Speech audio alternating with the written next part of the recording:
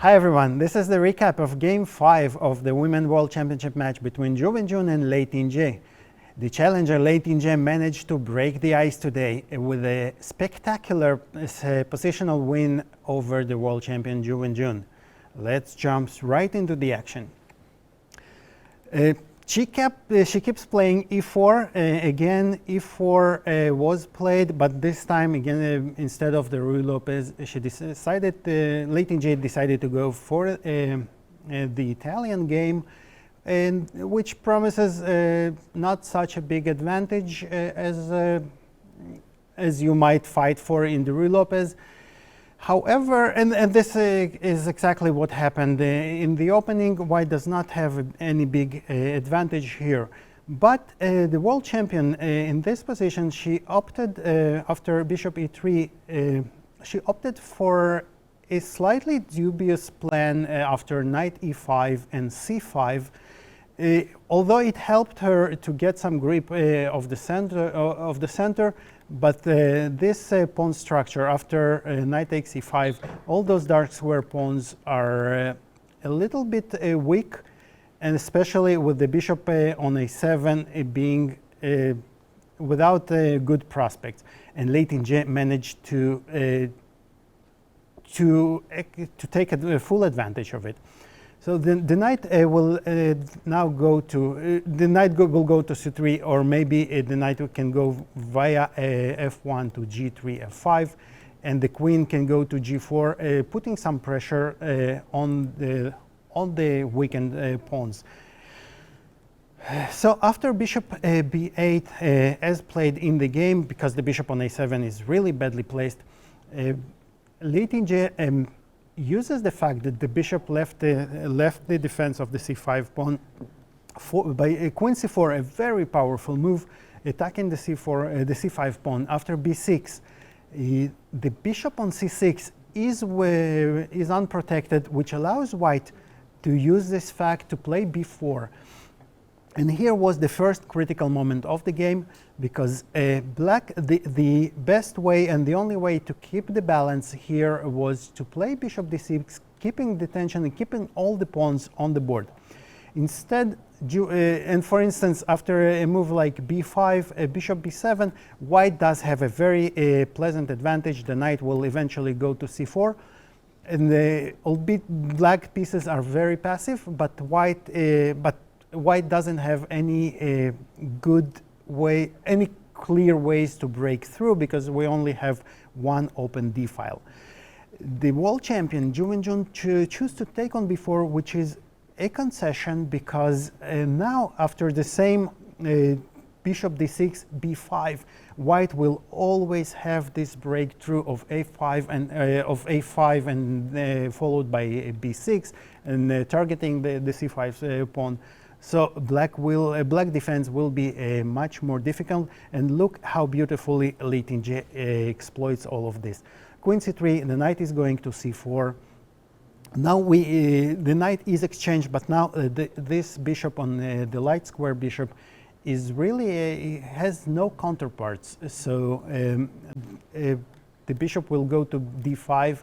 It's an extremely strong threat.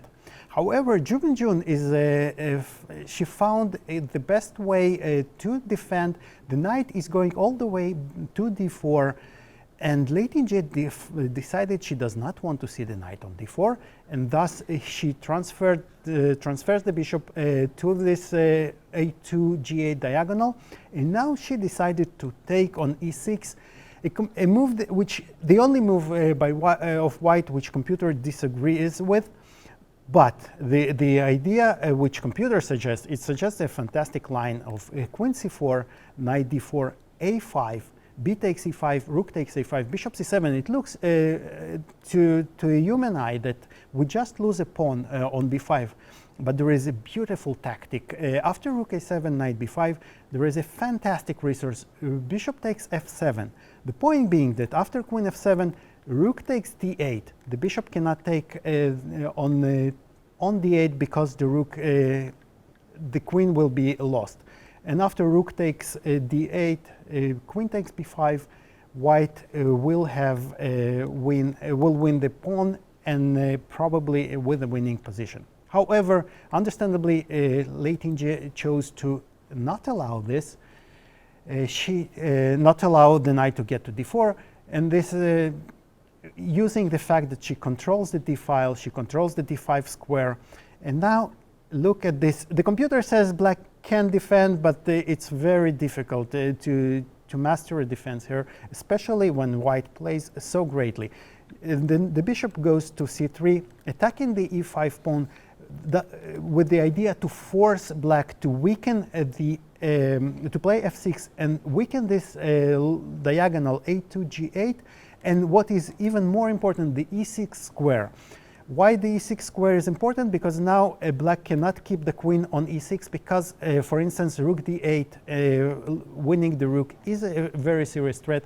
So black has to retreat with the queen all the way to e8. And basically here black had no better choices than just sit and wait. And she had been better to wait until the very end, although here it looks very scary because, for instance, if black plays queen c8, white will close the king side, will bring the king all the way to the queen side, protecting the c4, the a4 pawns, and now all the when the heavy pieces will be exchanged, white king will just enter along the light squares, and this is a totally winning position for white. Seeing that, Wenjun decided not to allow the white to close the center, to close the king side with h5, but this creates a serious weakness for black along the 5th rank, and Lei Tingjie used it brilliantly. She played bishop d2, a very important move, not allowing black to consolidate and to protect the pawn on h5 with g6 and king g7, because now a g6 runs into a checkmate in the middle of the board. So black played rook b8, and now f4, a very strong breakthrough. The bishop is even more strong because the bishop is attacking the rook and also wants to go to c7. Therefore, rook b7 is forced. Queen b2, forcing black to play g6, and after g6 is played and this diagonal is opened, e5 is a crushing move, because now after f takes e5, queen takes e5, for instance, if black plays king g8 to prevent queen from going to h8, there is this very nice tactic of rook takes c5. White manages to win back the queen with 2 passed pawns. This is game over. Instead, Wenjun played queen a8, a tricky move with the threat of, with the hope, a trap. If e takes f6, then rook d7, the rook would be pinned, white rook would be pinned, and it would be, actually it is still a draw even, and black was not even winning after this. But of course, Lei Tingjie dodges this threat with queen f3. The queen protects the bishop, the king, and now it is again game over. A nice touch, rook d7, forcing the queens to be exchanged. And now the problem is it's very similar to last game where Wenjun was playing white with the same formation, the rook on the 7th, the black having a passive bishop and a passive king. But here the big difference is that the bishops are of the same color and not opposite color, and this makes all the difference because now white can and will break through.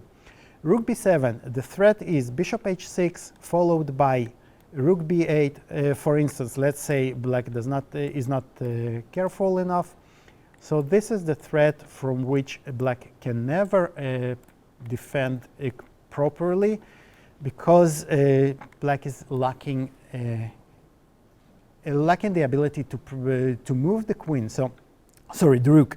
So the rook has to go all the way back to a8 to prevent this threat. But now white basically can do whatever she wants, and she wants to take on b6, and this another pawn starts running, and this is totally hopeless for black. The best way Wenjun found to keep fighting is to give up this bishop but without the bishop, it's really hopeless for black, because white has 2 pawns,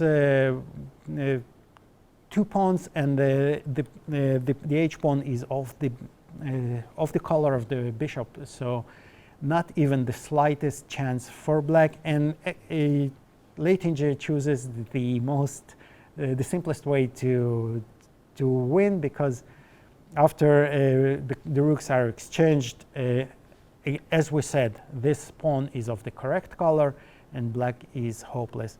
Therefore, Wenjun resigned and Lei Tingjie takes the lead after 5 rounds. And now all the excitement will begin in the last 7 rounds.